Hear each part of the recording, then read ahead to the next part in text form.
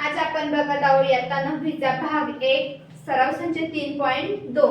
आता आपण सराव संच 3.2 मधला पहिला प्रश्न बघत आहोत. लाट गावातील ए झाडे आहेत तर झाडांची संख्या दरवर्षी बी ने वाढते. किती झाडांची संख्या ए मग दरवर्षी कितीने वाढते बी ने वाढते. तर x वर्षानंतर त्या गावात किती झाडे असतील बघा. x वर्षानंतर गावातील झाडांची संख्या आजच्या झाडांची संख्या अधिक x वर्षात वाढणाऱ्या झाडांची संख्या.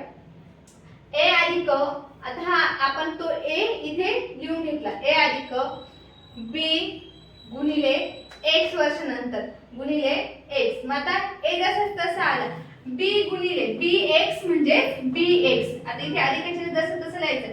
b ने x ला गुणलं तर काय येणार तेच येणार आहे म्हणजे bx म्हणजे a अधिक bx म्हणजे आजच्या झाडांची संख्या a अधिक bx वर्षात वाढणाऱ्या झाडांची संख्या म्हणजे वाढणाऱ्या झाडांची संख्या किती आली मग a अधिक bx आली.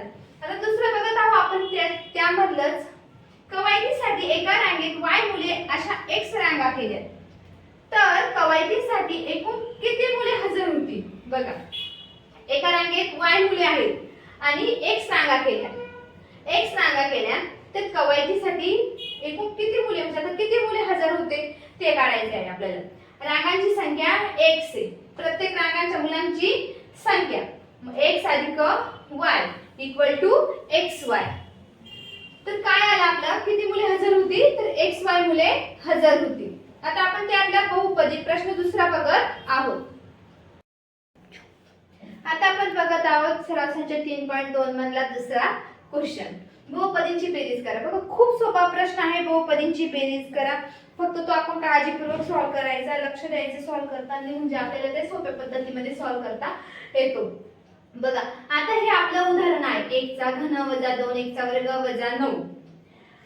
दुसरा आहे 5 x चा घन अधिक 2 x अधिक 9.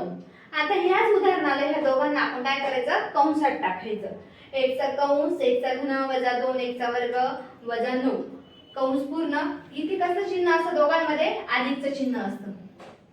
दुसरा कंस 5 x चा घन अधिक 2x अधिक 9 कंस पूर्ण.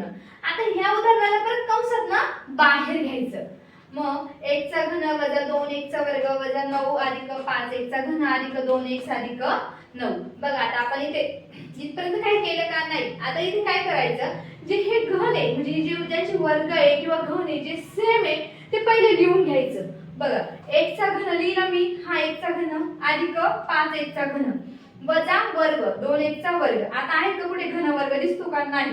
मग अधिक काय इथे 2x आहे मग इथे आधी 2x लिहायचं. मग वजा 9 अधिक 9 अशा पद्धतीने मांडणी करून घ्यायची.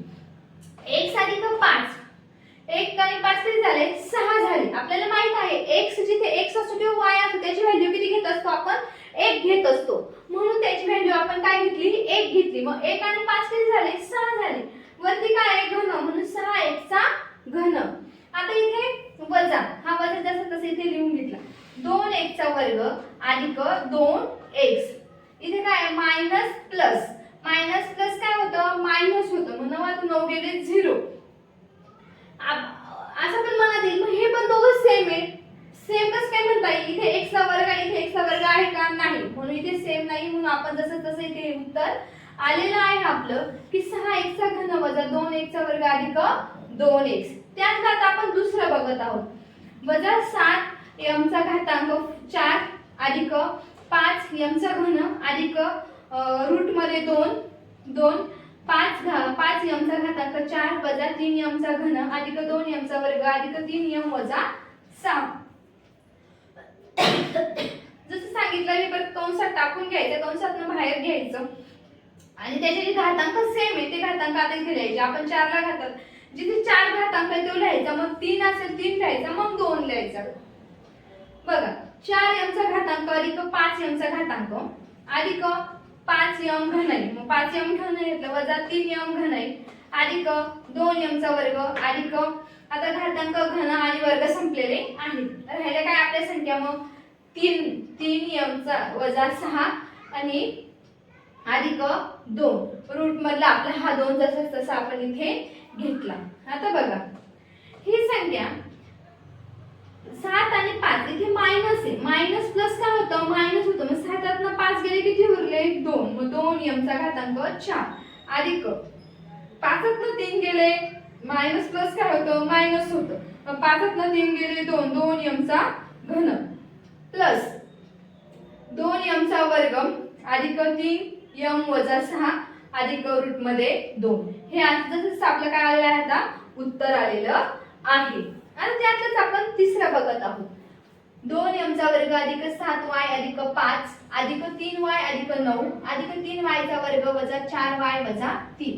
यांना आपण कंसातनं बाहेर काढून घेतलं. हे पूर्ण कंसातनं काय घेतलं तसं तसं आपण बाहेर काढलं. मग पुढे लिहिलं वर्ग लिहून घ्यायचे पहिले. 2y अधिक 3y अधिक मग 7y अधिक 5 मग 3y वजा 4y अधिक 5 अधिक 9 वजा 3. आता बघा 3 आणि 2 काय झालंय 5y झाली, बरोबर आहे की 3 आणि y काय झाले 5 झाले. आता इथे बघा 7 अधिक 3